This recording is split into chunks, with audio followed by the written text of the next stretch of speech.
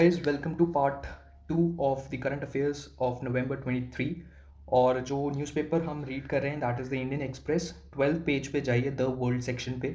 यहाँ पर आपको एक छोटा सा आर्टिकल देखने को मिलेगा that is China to launch moon probe seeking first lunar rock retrieval since 1970s। ये इंपॉर्टेंट हो जाता है, काफ़ी कुछ यहाँ पर इंफॉर्मेशन है जो CDS में आ सकता है। तो चलिए इसको पढ़ते हैं।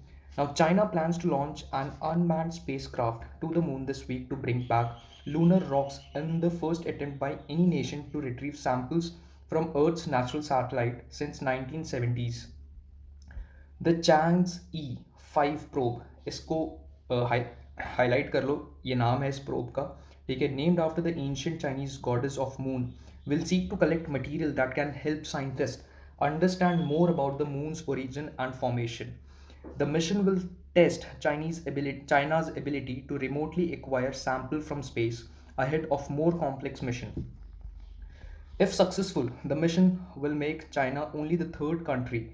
Remember, third country ban jayega ye.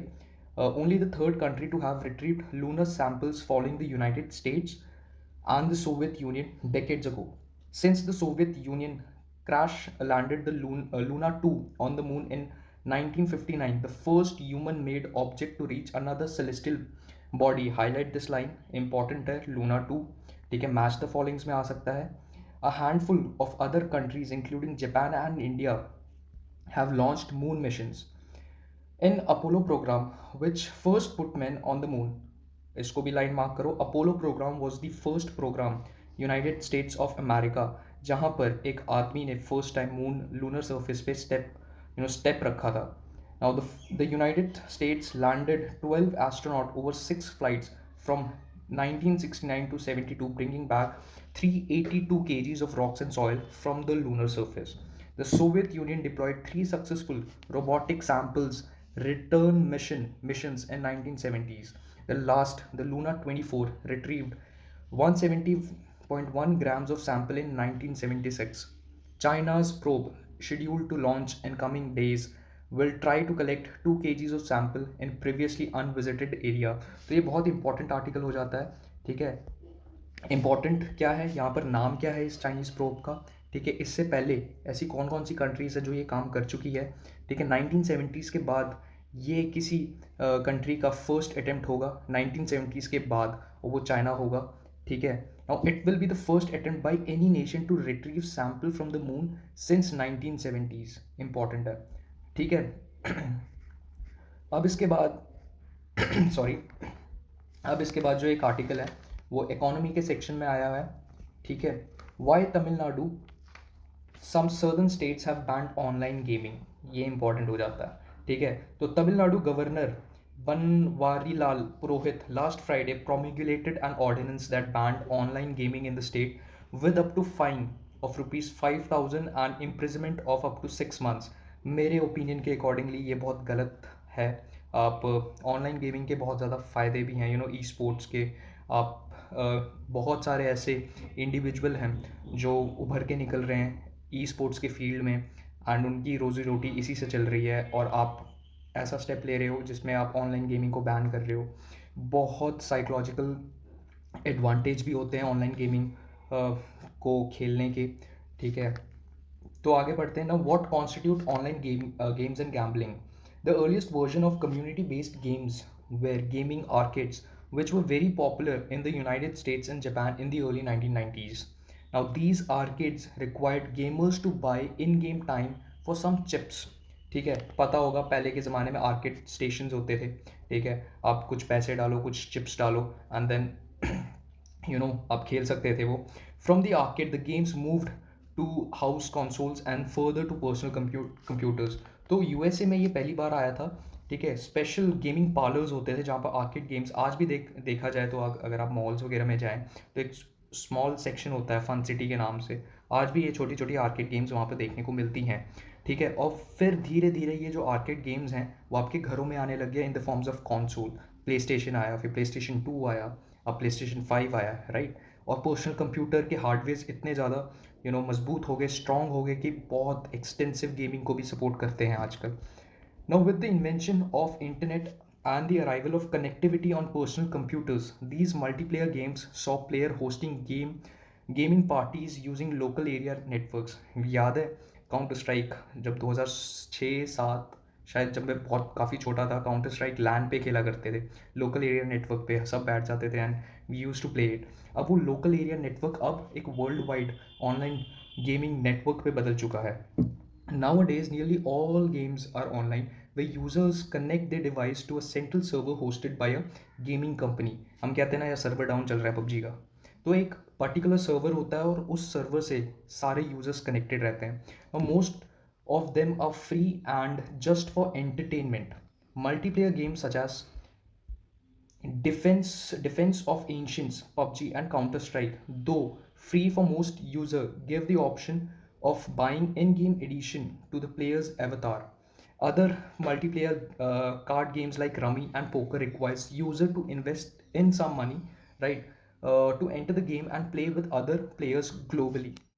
Now, why did Tamil Nadu ban online gaming? Now, in the ordinance banning the game, the governor said that due to online gaming, innocent people, mainly youngsters, are being cheated and some people have committed suicide. बहुत news आए थे कि काफ़ी लोगों ने suicide कर लिया है या काफ़ी ऑनलाइन गेमिंग पबजी की वजह से काफ़ी लोगों की मौत हो गई है, तो उसी को मद्देनज़र रखते हुए ये स्टेप लिया गया है। ठीक है, any form of wagering or betting in cyberspace by using computers or any other communication device, common gaming house, and any electronic transfer of funds to distribute winnings or prize money has also been banned. तो ये भी ban कर दिया गया है। बहुत बहुत ही ज़्यादा स्टूपिड स्टेप है जहाँ तक मुझे लगता है, नहीं करना चाहिए ऐसे। ठीक है, हर चीज़ के प्रोज एंड कॉन्स होते हैं, प्रोज देखो, इसके प्रोज बहुत ज़्यादा हैं एज़ कम्पेयर टू कॉन्स। ठीक है, this effectively means that players in the state will not be able to purchase any add-ons for the games they play, go to gaming arcades or participate in online gaming tournaments. ठीक है, एक insight है कि आने वाले समय पे gaming industry fashion industry को भी ओवरथ्रो कर देगा और नंबर वन इंडस्ट्री बन जाएगा वर्ल्ड में, in terms of volume. So ये एक अच्छा स्टेप नहीं है, it's not a very good sign जो तमिलनाडु ने किया। While there has been some debate on whether online games are matter of pure luck or skill, the arrival of money has further complicated matters. Most adversaries of gambling have said that since there are no regulation, most players end up spending a lot of money for buying these games.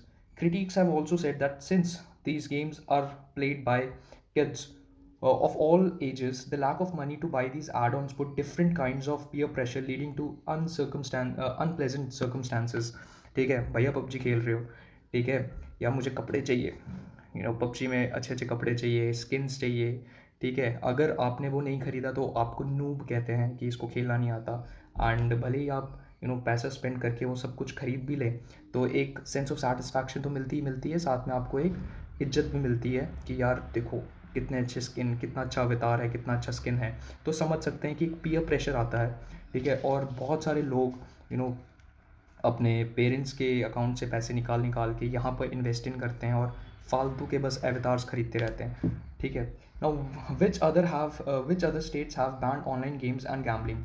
Well, gambling and betting as a sport has banned are banned across the country. Nearly 10 states in India, such as Assam, याद रखना, Assam, Arunachal Pradesh, Goa, Kerala, Maharashtra, Mizoram, Nagaland, Punjab, Sikkim, and West Bengal have their lottery system. Highlight कर लो, पंजाब में lottery system चलती है, पता ही है सबको, lottery के टिकट्स लेते हैं, लेकिन बहुत ज़्यादा स्ट्रिक्ट रेगुलेशन के साथ ये सब चलता है। ठीक है, have very strict controls over the number of tickets printed and prize money distributed. Now, most states, however, are opposed to online gaming or betting as there are very few regulation to control the number of players and the investment that can be made in the game. By banning online games and gambling, Tamil Nadu joined its neighbor Andhra Pradesh and Telangana. ठीक है, तो तमिलनाडु इकलौता नहीं है, इससे पहले Andhra Pradesh and Telangana कर चुका है भैया ये काम। ठीक है, banning some of the form of online games and gambling. Meanwhile Karnataka has been mulling a law to ban online games and gaming in the state. अब कर्नाटका भी सोच रहा है कि चलो करें, तो सर्दर्न स्टेट्स जितने हैं वो कोशिश कर रहे हैं कि ये ऑनलाइन गेम्स जो बच्चे खेलते हैं, जो अडल्ट खेलते हैं आफ्टर 18, ये बैन हो जाए। तो ये एक अच्छा स्टेप नहीं है मेरे अकॉर्डिंगली। तो ये था पार्ट 2 गाइस, ठीक है। अब पार्ट 3 में लेके आऊँगा। एक छोटी सी वीडियो है ताकि आपका जो कंसंट्रेशन स्पैन है वो बना रहे, और इसी बहाने में आप न्यूज़पेपर भी पढ़ें, साथ ही साथ करंट अफेयर्स भी सीडीएस के पर्सपेक्टिव में आपका हो पाए। Till then, thank you so much, have a great day, all the best, bye.